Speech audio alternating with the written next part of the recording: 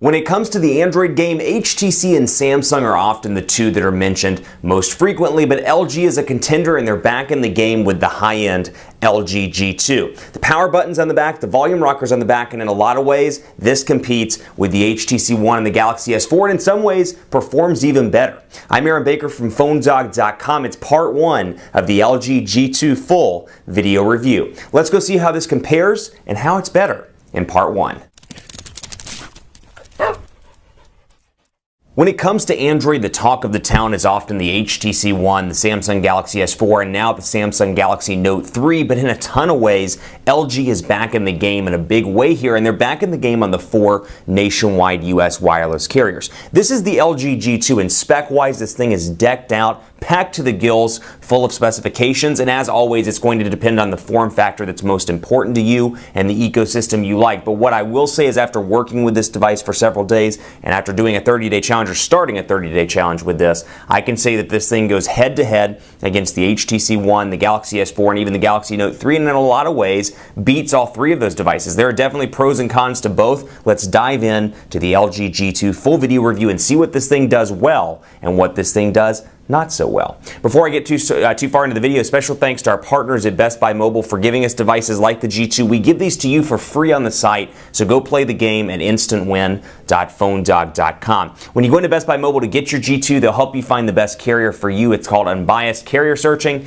Best Buy Mobile, you walk in, they're not paid on commission, they'll help you find what works best for you. So if it's in your area, maybe Verizon or AT&T or Sprint or even T-Mobile, they'll hook you up at Best Buy Mobile. So the G2, quick spec rundown here. The G2 has a 2.3 gigahertz quad-core Snapdragon 800 CPU, so one of the first US devices to launch with the Snapdragon 800 CPU as opposed to the 600 CPU. 5.2-inch 1080p HD display here, 1080 by 1920 pixels, and 5.2 inches, if you recall back to the LG event, LG said that's the maximum based on their research. You can go and still make it a one-handed device. And true to form, I do have big hands and big fingers, but that said, I can still travel for the most part across the display here without too much reach. LG says anything more than 5.2 inches and it's too big. Power button and the volume rocker are also on the back. We'll talk more about that in the overall design part of the video here in just a bit, but continuing along with the specs, you got a 13 megapixel camera here with optical image stabilization and 1080p HD video recording capabilities, 2 gigabytes of RAM, 32 gigabytes of internal storage on this device, 16 or 32 gigabyte options, I should say. This one, I believe, has 16 on this unit. 4.2.2 is what's running Android-wise with LG's user interface, so Jelly Bean, and then LG's UI running atop that, and then otherwise a 3,000 milliamp hour non-removable lithium-ion battery. So I can see, or I have lithium polymer battery, excuse me. Also, interestingly enough, I have the Korean version of this as well. It has a smaller battery, 2,610 milliamp hours, but it is removable. This plate comes off the back, as does this one, but as you can see when I pull this one off, it does not have the battery option. It's just for those covers that you can buy in the stores, and it's often hard to remove, so I'm not even going to try removing the back cover on this device. But the Korean version, slightly smaller battery, so there are some minor cosmetic differences and some minor differences to the overall specifications. But into the software, this is running Android 4.2.2 Jelly Bean, very fast all around, and the LG user interface we see on top of this device is very similar to what we saw in the Optimus G Pro. So overall usability very similar. What you will notice on-screen buttons here, back, home, and then recent applications. And one of my favorite things, which I have it turned on right now because I find it useful, the double tap to turn the screen on and off. I can knock, and you'll see it powers up right there. That light comes on to show me that it's powering up. I've got my lock screen here. I can swipe from side to side if I want to access my widgets as part of Android 4.2.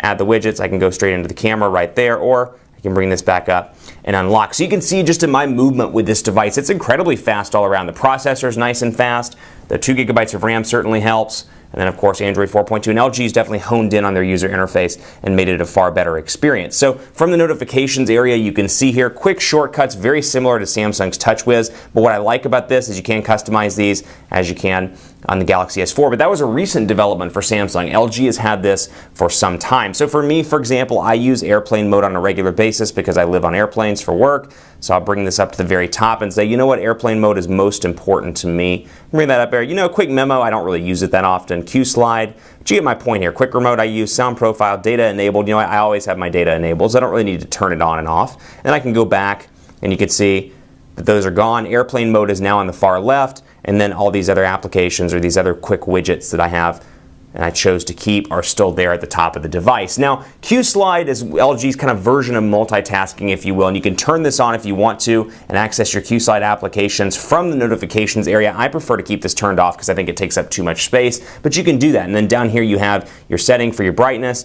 you got your sound settings. The biggest challenge I find, just personally speaking, in using this device, I often want to hit this little button here for settings when in reality this is my setting button to go into actual Android settings. I am forever hitting this and it turns on my sound settings, and I have to wait for that to go away and come back down. So one of those minor kind of click it on a regular basis things, something I've found over a couple of days of using this device. But you got Android 4.2 here, and you can see it's tabbed out. You got network sound display in general, so I can go into sound, for example. Got all the typical stuff here: sound profile, volumes, vibrate strength.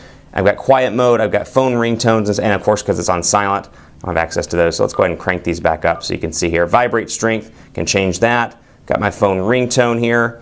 Smart ringtone, incoming call, I've got gentle vibration. So you've got a lot of different options here in the settings, both on the sound front and on the display front. I can change, this is one of my personal favorites, I can change the buttons, the customizable buttons down here at the bottom. So let's say I'm used to perhaps a Samsung or an HTC device where historically the Android menu button's been on the right, or the left side rather. I can change them around just like that and do that real time. If I want to add a Q-Slide option, I can add that and easily access, or my notifications bar rather, and quickly add that. My Q-Slide option or my quick memo option, I can add that if I want to. I can move these around in any way I see fit. Not only that, but I can change the theme as well. White gradation, black gradations. I can change the buttons to black if I want to, and I can use a transparent background if I want to, also in the home screen. So when I turn that off, obviously it would stay white all throughout. So that's a pretty cool little feature right there. And you've got a ton of different settings options here. You've got some themes and more, home screen and lock screen. So a lot of stuff we've seen from like the LG Optimus G Pro, for example. I can go into theme here, and I've got basic and marshmallows theme,